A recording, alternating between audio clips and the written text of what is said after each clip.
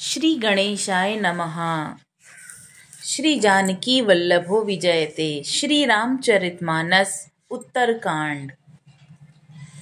हर्षि भरत कौशलपुर आए, समाचार सब गुर ही सुनाए। पुनि मंदिर मह बात जनाई, आवत नगर कुशल रघुराई।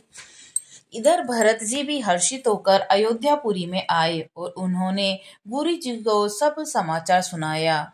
फिर राजमहल में खबर जनाई कि श्री रघुनाथ जी कुशल पूर्वक नगर को आ रहे हैं। सुनत सकल जननी उठी धाई, कही प्रभु कुशल भरत समुझाई। समाचार पुरबासिन पाए, नर अरु नारी हर्षि सब धाये। इस खबर को सुनते ही सब माताएं उठ दौड़ी। भरत जी ने प्रभु की कुशल कहकर सबको समझाया। नगर निवासियों ने यह समाचार पाया तो स्त्री पुरुष सभी हर्षित होकर दौड़ पड़े।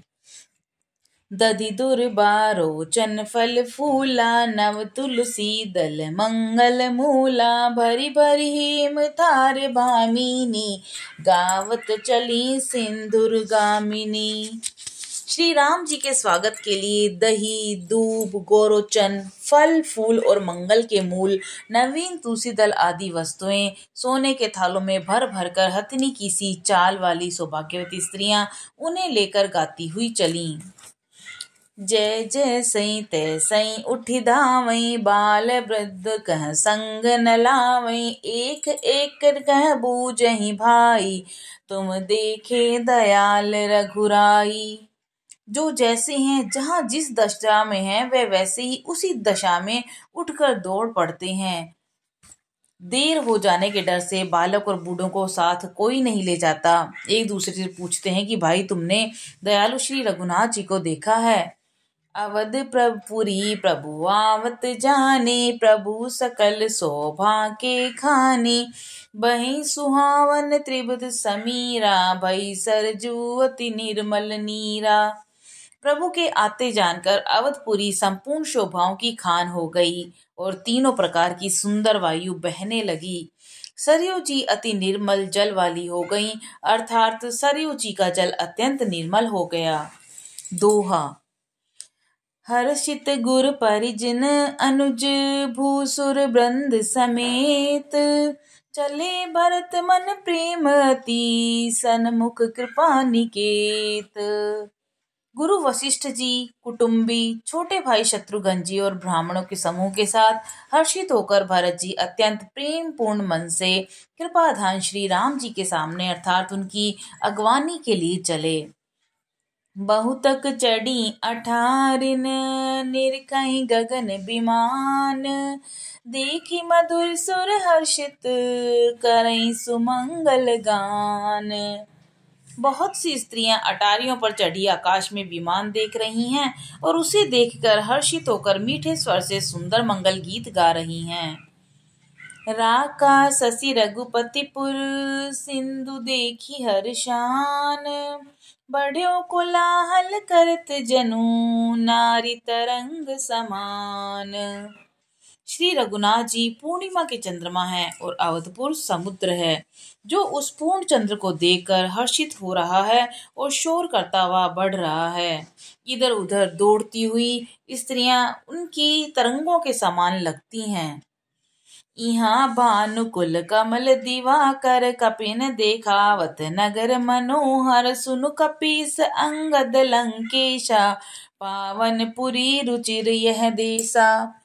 यहाँ विमान से सूर्य कुल रूपी कमल के प्रफुल्लित करने वाले सूर्य श्री राम जी वानरों को मनोहर नगर दिखला रहे हैं। वे कहते हैं, हे सुग्रीव, हे अंगद, हे लंकापति विभीषण, सुनो, यह पूरी पवित्र है और ये देश सुंदर है।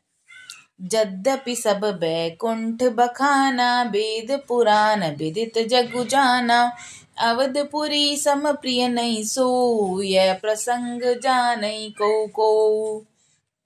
यद्यपि सबने बैकुंठ की बड़ाई की है, यह वेद पुराणों में प्रसिद्ध है और जगत जानता है, परंतु अवधपुरी के समान मुझे वह भी प्रिय नहीं है। यह भेद कोई कोई विरले ही जानते हैं। जन्मभूमि मम पुरी सुहावनी, उत्तर दिशि बह सरजू पावनी, जा मज्जन्ते बिनहि प्रयासा, मम समीप नर पावहि पासा। यह सुहावनी पुरी मेरी जन्मभूमि है। उसके उत्तर दिशा में जीवों को पवित्र करने वाली सरयू नदी बहती है, जिसमें स्नान करने से मनुष्य बिना ही परिश्रम मेरे समीप निवास पा जाते हैं। अति प्रिय मोहि इहाँ के बासी, मम धाम दापुरी सुख राशि, हर्षि सब कुपि सुनी, प्रभु बानी, धन्य अवध जो राम बखानी। यहाँ के निवासी मुझे बहुत ही प्रिय हैं। यह पूरी सुख की राशि और मेरे परम धाम को देने वाली है। प्रभु की वाणी सुनकर सब वानर बहुत खुश हुए और कहने लगे कि जिस अवध की स्वयं श्री राम जी ने बड़ाई की वह अवश्य ही धन्य है। दोहा। आवत देखी लोग सब, कृपा सिंधु भगवान, नगर निकट प्रभु प्रेरऊ, उतरे भूमि विमान। कृपा सागर भगवान श्री रामचंद्र जी ने सब लोगों को आते देखा तो प्रभु ने विमान को नगर के समीप उतारने की प्रेरणा की और तब वह पृथ्वी पर उतरा। उतरी कहूँ प्रभु पुष्पक कहीं, तुम कुबेर पही जाहो, प्रेरित राम चले सो, हर्ष बिरऊ अति ताहू।